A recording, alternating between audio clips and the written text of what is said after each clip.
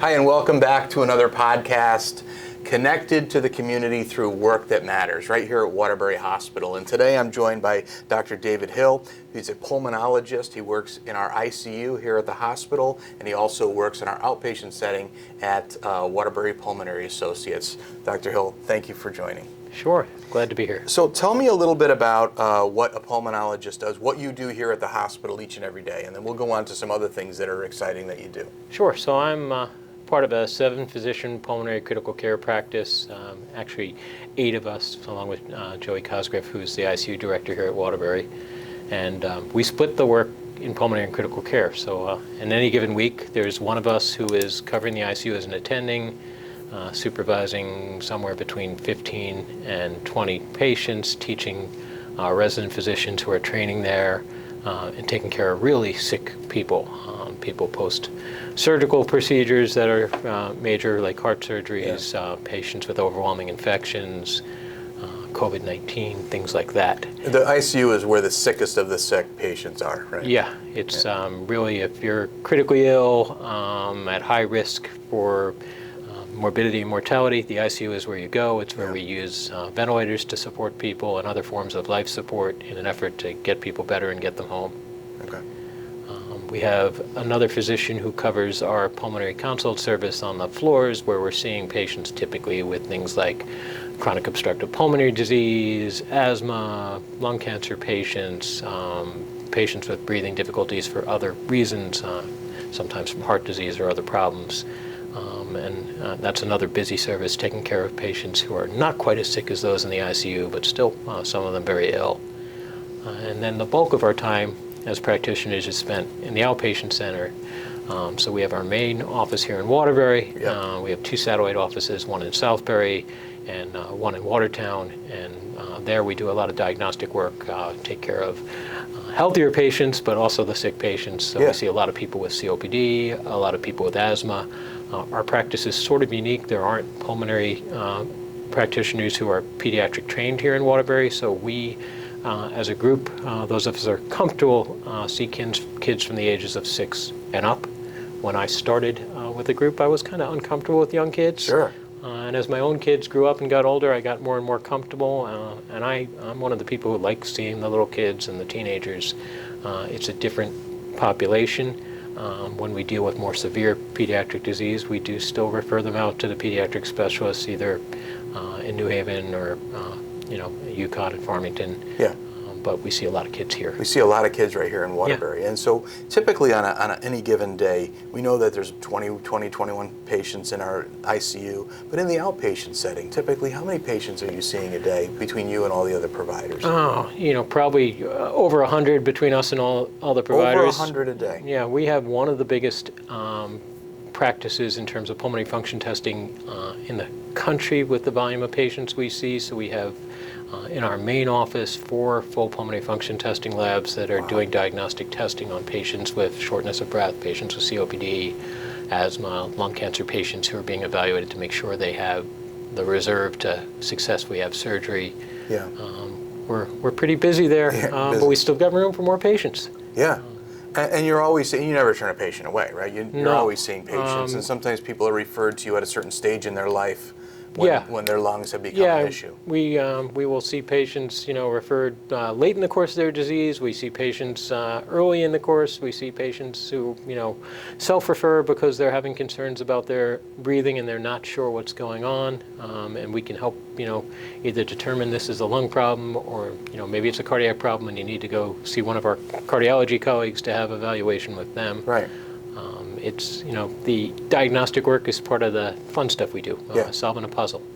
So in addition to taking care of patients right here in the Waterbury area, greater Waterbury area, in the main office and the 2 satellite offices, you actually have a national presence, right? So you're a member of the board of the American Lung Association. You're actually the chair-elect. Correct. I'm learning. So tell me about your work with the American Lung Association and what the association does and what do you do for the organization? Sure. So I got asked to volunteer for the Lung Association. It's probably about 25 years ago for the first time by somebody I trained with. I did my residency in Connecticut at UConn. I did my fellowship at Yale, and And when I was just starting out in practice, one of my former mentors reached out to me and said, you should get involved. Yeah. And I did some volunteer work, and then a few years later I got asked to serve on the board in Connecticut.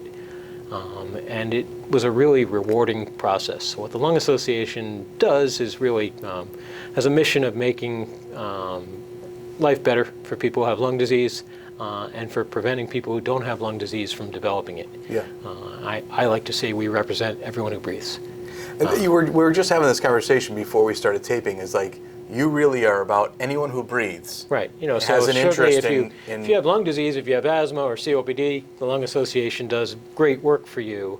But with air pollution in general, everyone breathes. Yeah. And no one should be breathing anything except clean air.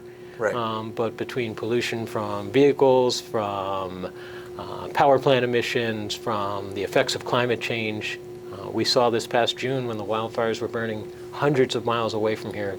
The air quality was dangerous for everyone. For everyone. And that's happening more and more frequently. So the Lung Association goes out there and advocates in a way I can't. I can have this conversation with you as Sure. one person, but I don't have that reach on my own to get out there and talk to everyone in the community. They do that work. They advocate both on a local and a state and a national level.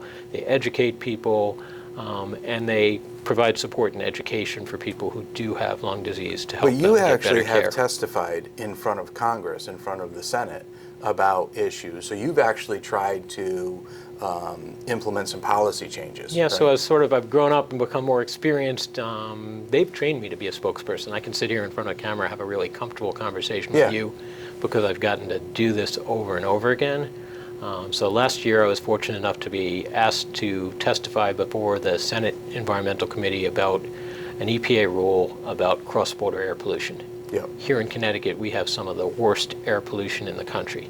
Between the I-95 and I-91 traffic corridor, where there's a ton of vehicles and trucks spewing out emissions, and the fact that every power plant and industrial facility in the Midwest has a tall smokestack Right.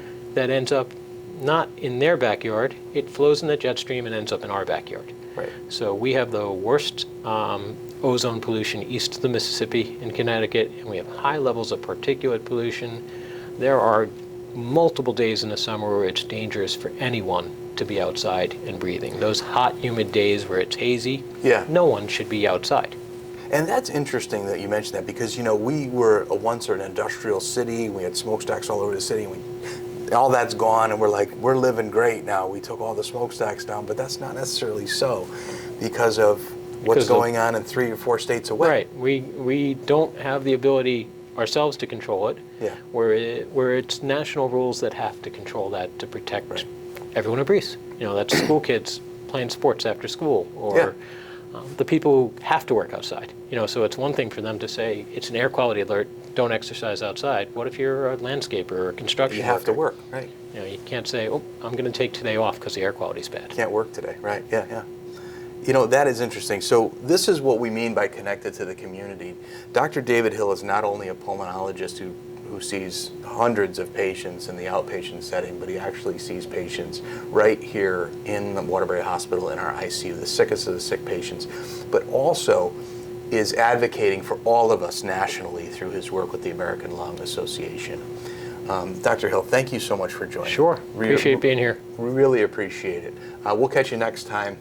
We'll see you. Thanks.